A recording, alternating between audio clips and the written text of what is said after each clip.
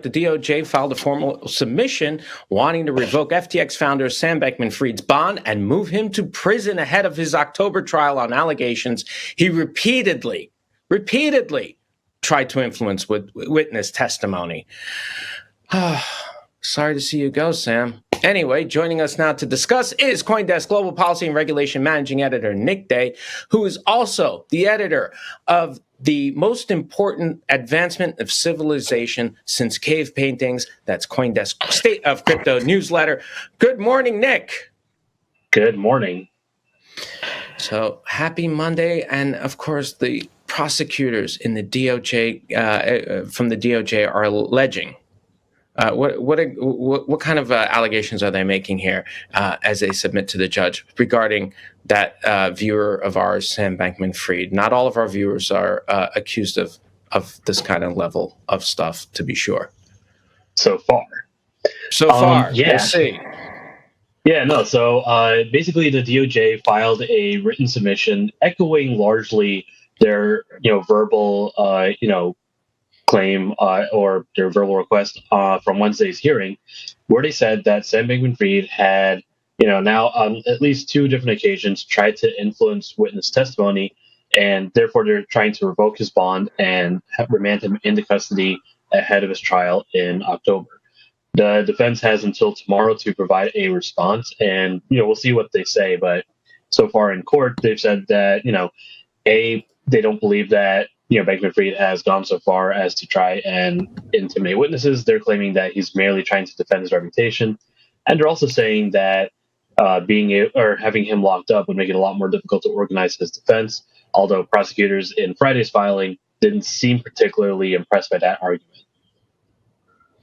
All right, and this comes as Sam Bankman-Fried's lawyers have asked the court to seal the private diary of former Alameda Research CEO Caroline Ellison.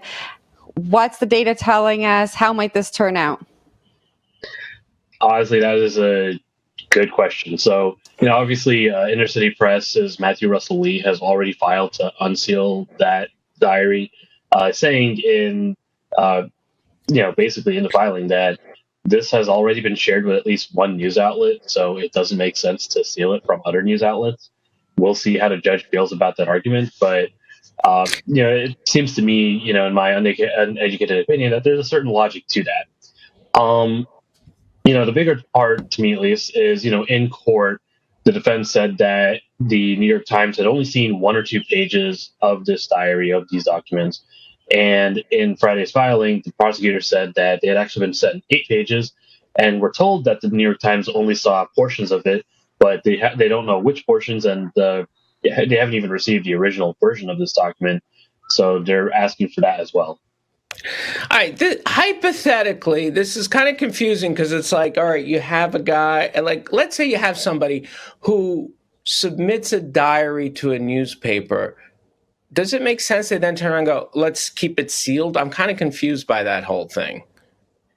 That's literally, Inner City Press's argument, which, again, it's, it's hard to say, okay, well, down. Yeah, on the one hand, you're sharing it with, one of the world's most prominent newspapers. On the other hand, you're asking for it to be sealed because it's not ready for public dissemination. Yeah, go figure that one out.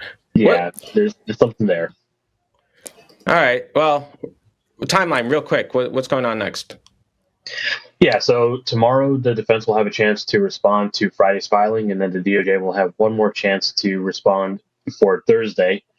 From that point forward, we'll see what the judge chooses. My personal guess is we're going to see another hearing happen. He'll schedule a hearing probably next week to discuss these submissions. He could also, I think he could just rule on the written filings, but this is Judge Lewis Kaplan of the U.S. District Court for the Southern District of New York. He's been pretty meticulous, I would say, about this whole thing so far. So, my personal guess is, again, that he will schedule a hearing and we'll hear more arguments about this. All right, Nick, we're going to leave it there. Thanks very much for joining us this morning. That was CoinDesk Global Policy and Regulation Managing Editor Nick Day. Don't forget to sign up for the State of Crypto newsletter on CoinDesk.com.